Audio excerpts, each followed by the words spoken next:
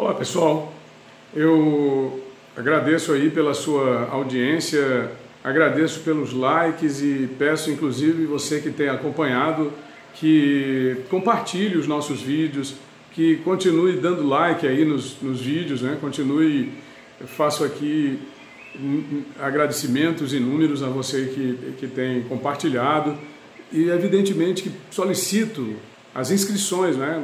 Você recomende os nossos vídeos, Tony Rodrigues Além da Notícia, faça a inscrição no vídeo, recomende aos seus amigos e dê o like, né? Toda vez que eu fizer um novo vídeo você vai receber as notificações. Hoje eu queria falar sobre essas notícias que a gente vê nos blogs. Todo dia aparece uma notícia, olha, um delegado novo da Polícia Federal vai aparecer por aí para comandar investigações sobre casos grotescos que começaram a ser investigados, mas que não tiveram a continuidade devida, que não tiveram a continuidade necessária aqui no estado do Piauí. Tivemos aí inúmeros casos. Tivemos o caso do Porto de Luiz Correia, porque as pessoas têm a memória curta. O Porto de Luiz Correia foi um caso escabroso, foi mais ou menos pelo ano de 2009, foram destinados recursos de 21 milhões de reais, desses recursos foram aplicados apenas 3 ou 4 milhões de reais e tem cerca de 15 servidores públicos denunciados pelo Ministério Público à Justiça Federal. Desses 15 são 3 ex-secretários de governos petistas aqui do estado do Piauí, do atual governador Bento Carneiro, governador aí que está 3 mandatos, vai completar agora para o ano que vem o 4º mandato. Agora tem uma pessoa lá, o Edmilson da Santa Maria da Codipe, que me pergunta por que Bento Carneiro? Ora, vampiro brasileiro, meu amigo. Vampiro brasileiro é aquele que tem... Você vê, os vampiros europeus são vampiros de castas nobres, vampiros que andam nos salões da nobreza, que sugam o sangue das pessoas, mas que eles andam nos salões da nobreza. O vampiro brasileiro é um vampiro que tem complexo de inferioridade e tem inclusive um assessor, o nome do assessor, Calunga. Olha o nome do assessor, é o Calunga. Agora, o Edmilson ele não conhece a história do vampiro brasileiro, que é um personagem célebre do Chico Anísio. E os vampiros europeus, Drácula de Bram Stoker, outros mais aí, são muitos. Anne Rice, que é uma escritora consagradíssima dos anos 90, escreveu e criou o Vampiro Lestat. E eles andam aí pela... fictício, lógico, mas salões da nobreza.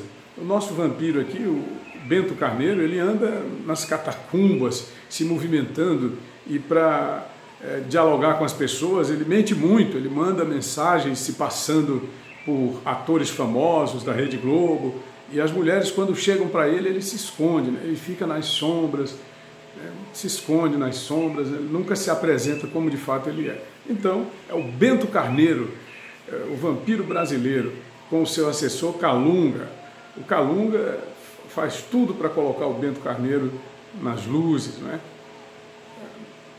Nos holofotes, embora não consiga, porque o Bento Carneiro tem sempre aquele complexo de inferioridade e leva cada vez mais para o fundo, e no final das contas ele disse, olha, você aí que está me vendo, eu vou lançar uma maldição em você, você vai casar com a mulher mais feia do planeta Terra. Quer dizer, o que ele não consegue, ele joga para os outros. Talvez seja por isso que o nosso Estado não consegue sair da questão dos piores indicadores socioeconômicos do planeta, indicadores inclusive subsaarianos. Basta ver as condições precaríssimas em que vive a grande maioria da nossa população.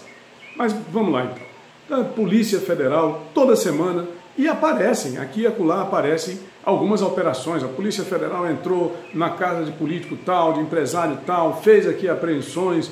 O fato é que realmente nós tivemos aí uma operação que mobilizou inúmeros policiais federais na Secretaria de Estado da Educação, tivemos operações no âmbito do governo estadual em vários órgãos e tivemos a fala grossa, não é, do senhor governador, que foi à Procuradoria-Geral de Justiça junto com deputados estaduais, que foi ao Tribunal de Contas dizer o seguinte, olha, eu não aceito ser investigado, eu não quero ser investigado, Quem são vocês para me investigarem? Eu sou um homem de lisura, eu sou um homem de família, eu sou um governador do estado, estão aqui os meus deputados que me representam, e etc e tal. E aí, de repente, pronto, depois que aconteceu isso, e outra coisa, o meu adversário, o senhor deputado aí, tem um pai que é membro do Tribunal de Contas do Estado, e isso aí está sendo forjado para prejudicar o meu governo.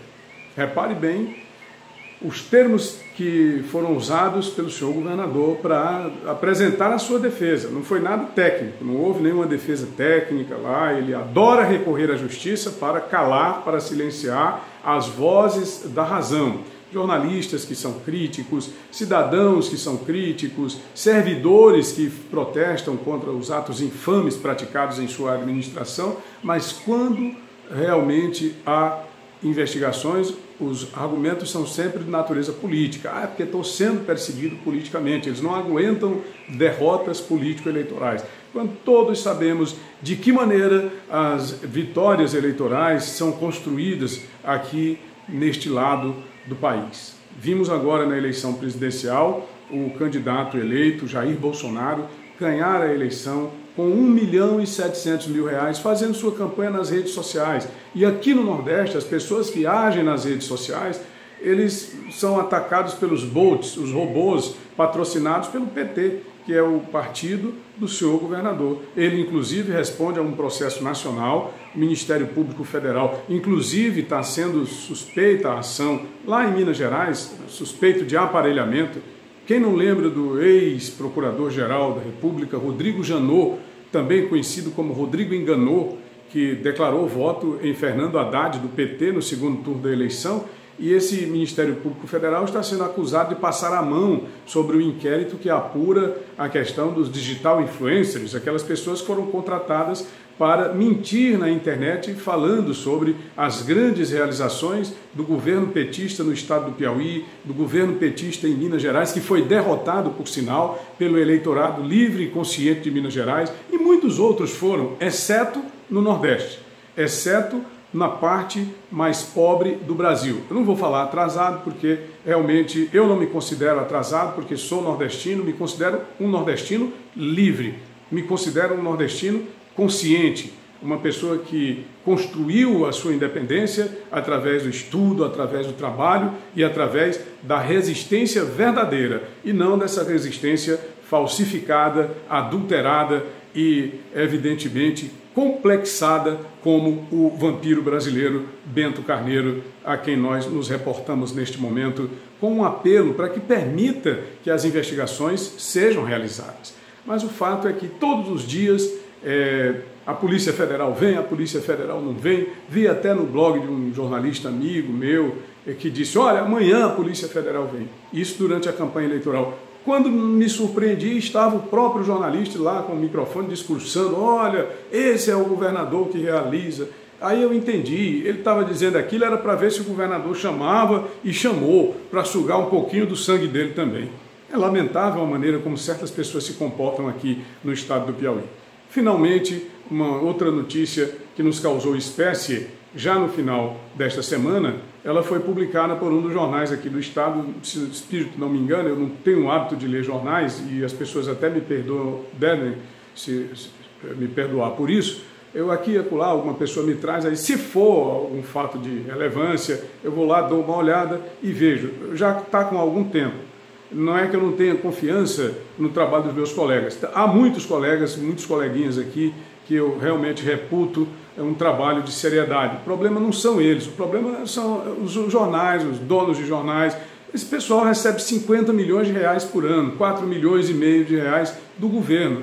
Não há seriedade em produção de matérias de gente que é pago pelo governo. Agora, no dia que a imprensa do Piauí der o seu grito de liberdade, partir para um trabalho de campo, um trabalho de conquista de mercado, aí sim a gente tranquilamente volta a ler o jornal. Eu já fiz isso e sei que é possível de fazer. Durante 10 anos numa emissora de rádio de Teresina, foi possível de sobreviver apenas através da mídia particular, da mídia privada. No momento em que se vai para os braços do governo, aí eu estou fora, eu saio evidentemente, porque você perde completamente a sua capacidade de produzir conteúdo independente, que é isso que eu acho que tem que ser feito. Mas eu vi nesse jornal, e fui lá e dei uma olhada, uma notinha de coluna, em que o senador Lindbergh Farias, o camarada lá do Rio de Janeiro, um desses picaretas do PT, que vive no Senado, mentindo vergonhosa e afrontosamente para a sociedade